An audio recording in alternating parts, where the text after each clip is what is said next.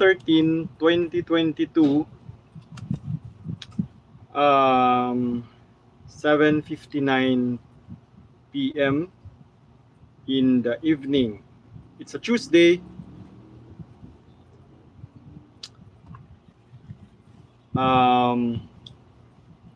It's just a few days before the Peña Francia celebration. After 2 years, After 2 years since the pandemic. Just a few days before the Peña Francia celebration here in Bicol region, the Philippines.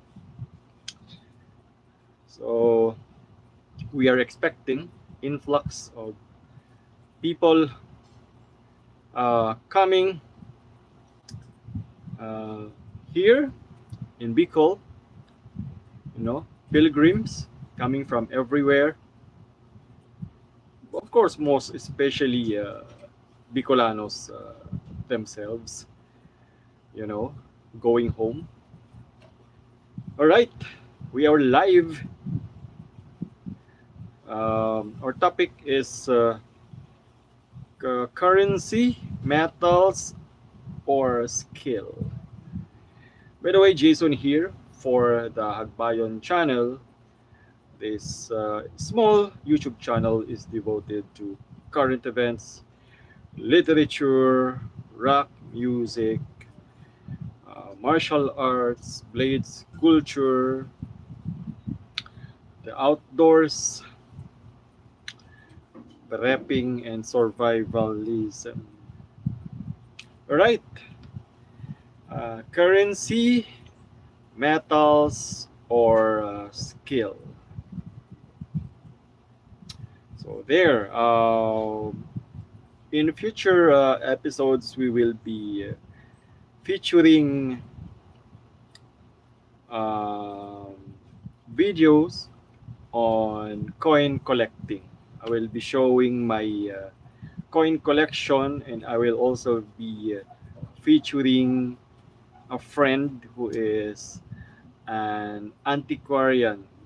So I will be showing you his inputs on collecting antiques and other vintage stuff, including coins. We will also be showing his precious collection. I'm also a bit of a coin collector, but not yet so much into it. I'm just starting. How about you? Are you also an antique collector, vintage items collector, or coin collector? Kindly comment down below and lead us to your channel as well.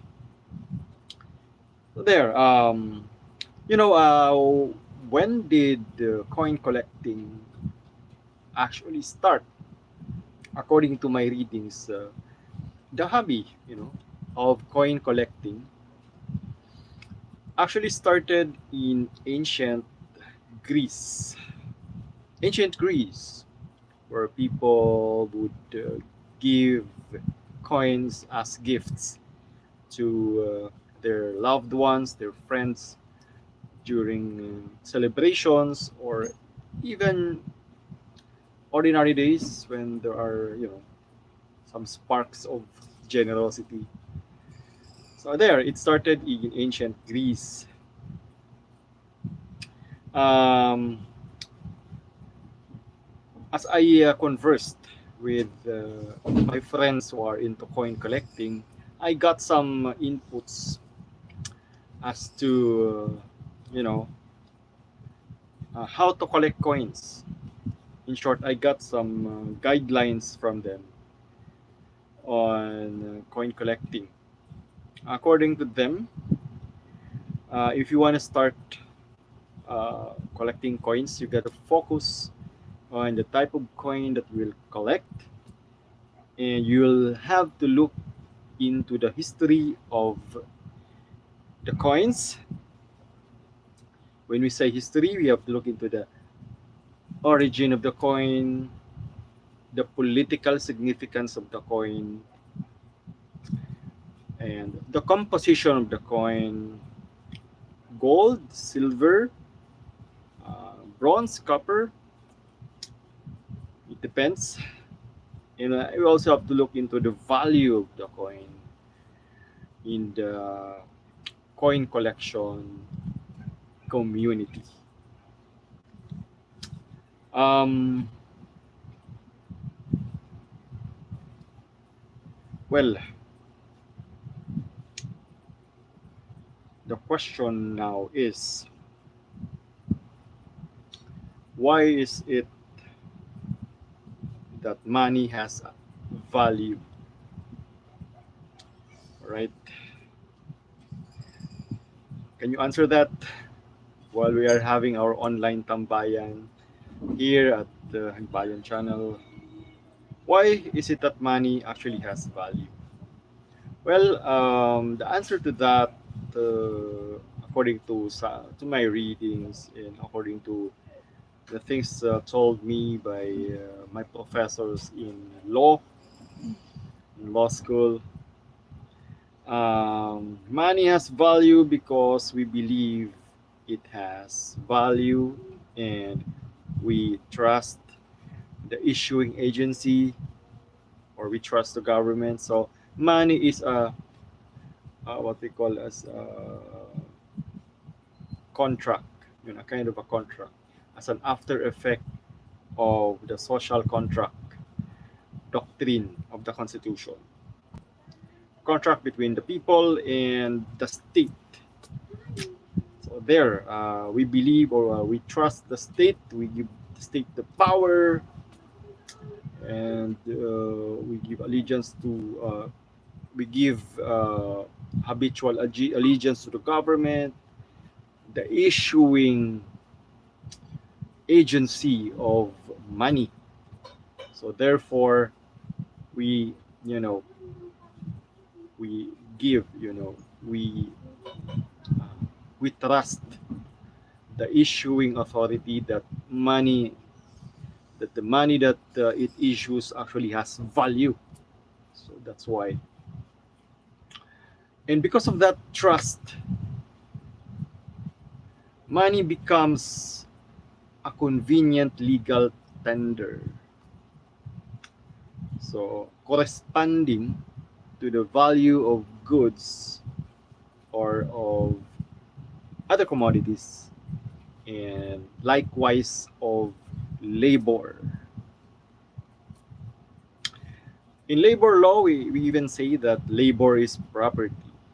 And personally, I think the most important property is labor more than anything else, more especially artistic labor.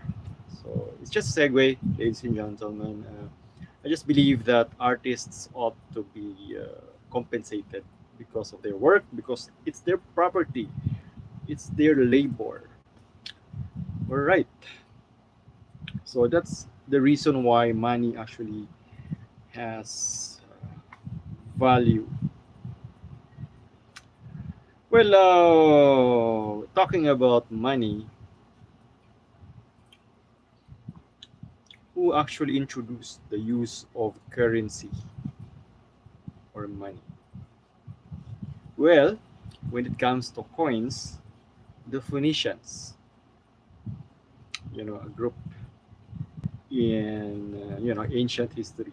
The Phoenicians introduced the use of coins, whereas the use of paper bills was started by the Chinese. But in reality, paper bills actually have no value except a symbol of value itself. So let's hear that again. Paper bills or money in paper actually has no value except a symbol of value itself. And we trust that symbol because we trust the issuing authority that said symbol of value actually has value. So it's a social contract. It's something that we all agree upon. It's a usage, right?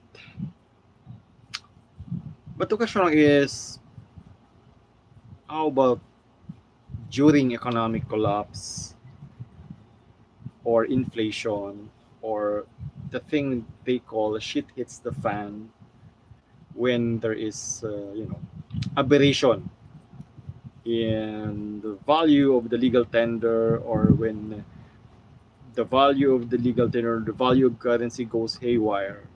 So, how about those situations? Well, as you know, some preppers actually invest on precious metals such as gold, silver, platinum, palladium, etc. for said purpose as preparation for SHTF. Either John Ethan Turingan when it was backed up by gold and oil yata saka nagkaroon ng value ang money, sir. That's as per gold reserve you're talking about. But you know what? Sometimes, even if there's no gold reserve, the money has value because of the faith that people give to what? To the issuing authority. There's even something I actually learned from a fellow prepper of mine who's now in the US.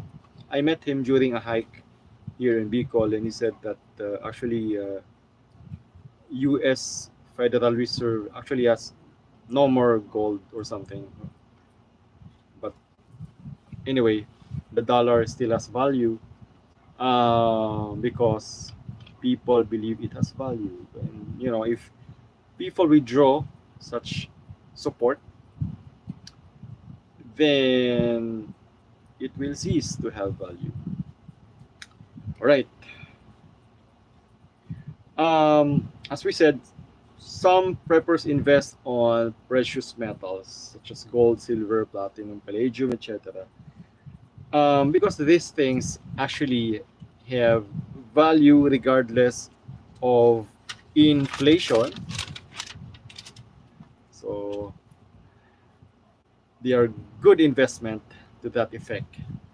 Unlike paper money, which actually technically literally has no value except the value that it symbolizes. And it is even said that preppers actually prefer silver over gold. And the reason for this is because silver is great for barter, meaning to say, uh, somehow it's when usually when we think of barter, we have goods being exchanged for another good or another commodity. But here, silver is now working as a kind of a currency, but regardless of issuing authority. What do we mean by that? Silver is being used as a currency, not related or not attached to an issuing authority or particular government.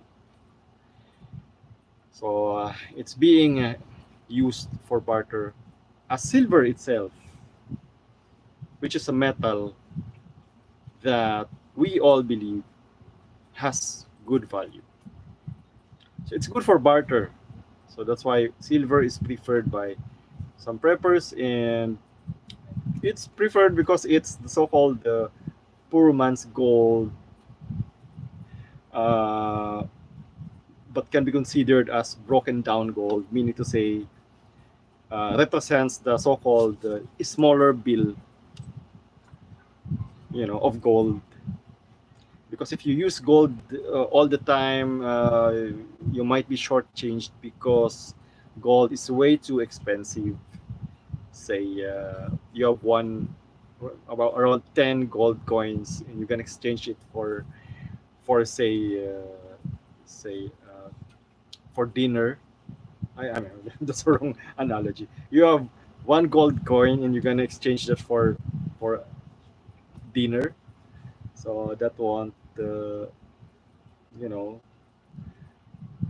that won't do because you will be shortchanged. So that's why. But silver is like broken down gold, the smaller value for gold. Kumbaga barya of gold. So that's why silver is much preferred by some preppers.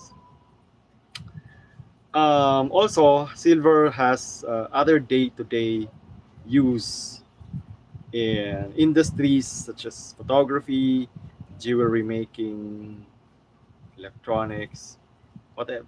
A lot of things, a lot of uses. Um, that being said, the question now is: would you invest more on precious metals, or would you invest more on your skills, survival skills, or food production skills? Um, would you invest more on precious metals such as gold, silver, whatever, in cases of shit it hits the fan, because those metals have value, or would you rather invest on your skill in food production, survival, etc.? That's a very important question that we in the prepping community here in the Philippines ought to address.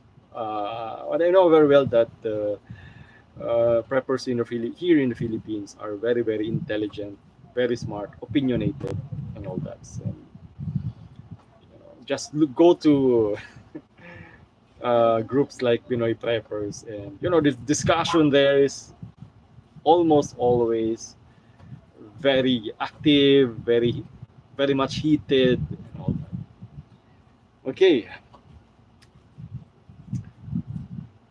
Accor- according to my assessment, I think skill in food production ought to take priority in a survival scenario. Skill in bushcraft, camping, farming, etc., food production, uh,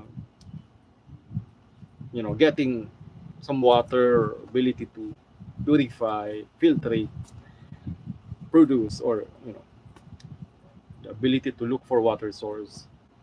This kind of skills ought to take priority than just having investments on precious metals.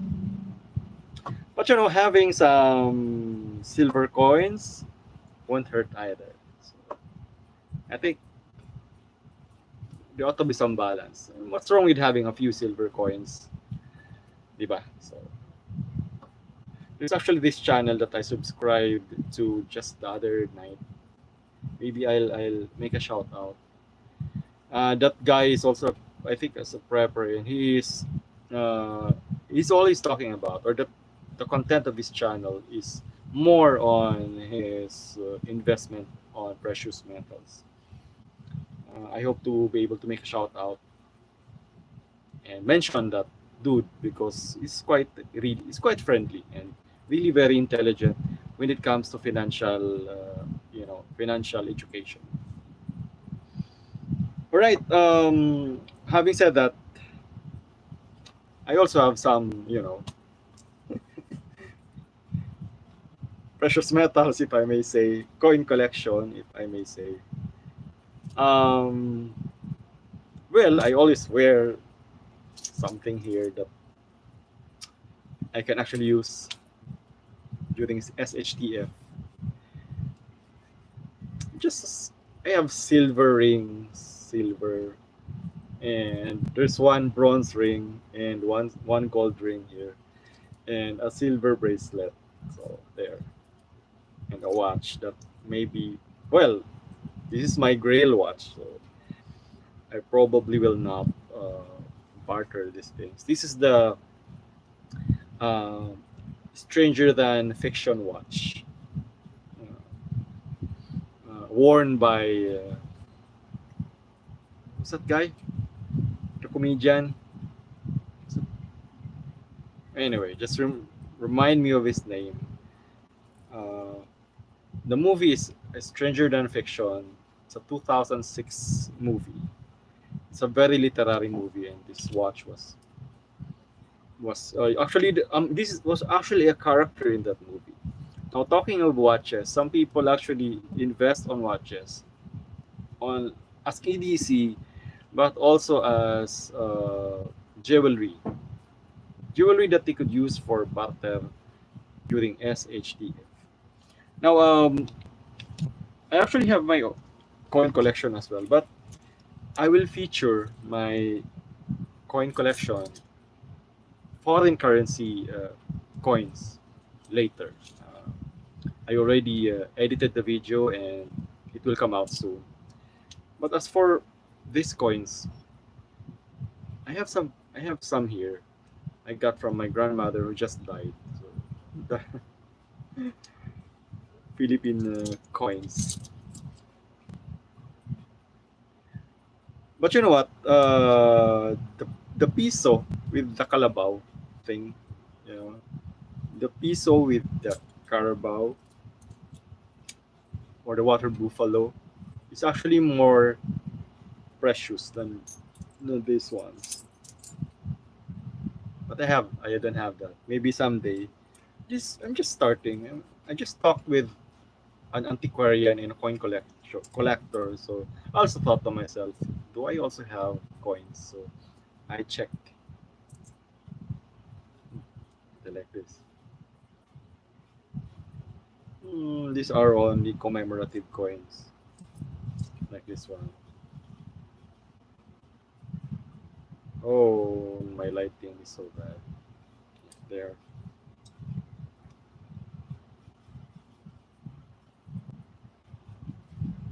Commemorative. There are so many types of coins that people collect.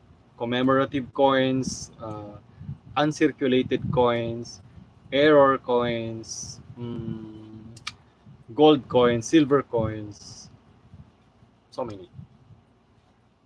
This one is we call this in Bicol a salapi, or 50 centavos. Anyway, um, I still have this one. This is not, maybe I will feature this in some other day. Um, when it's brighter, like when the lighting is better. 50 centavos. So I have other coins here, but these are, you know, coins that I intend to collect as uncirculated. Uh, the 20 peso coin. So every time I find one, you know, every time, this coin comes along, I keep it. Especially if it's really new, because I want to keep it as uncirculated coin. I saw uncirculated paper bills the other night from my friend. Those were paper bills dating back since 1910 or so. But if you look at the paper bills, they are so new, they are so crisp, well preserved by the collector. So, wonderful thing. And of course, very, very valuable. How about more ethnic currency? You see, in east of Australia, uh, Vanuatu, east of Australia at Vanuatu,